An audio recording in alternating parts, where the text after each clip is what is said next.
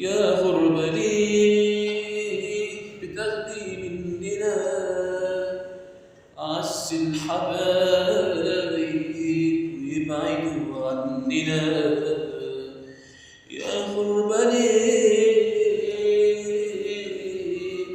عاملة فينا كده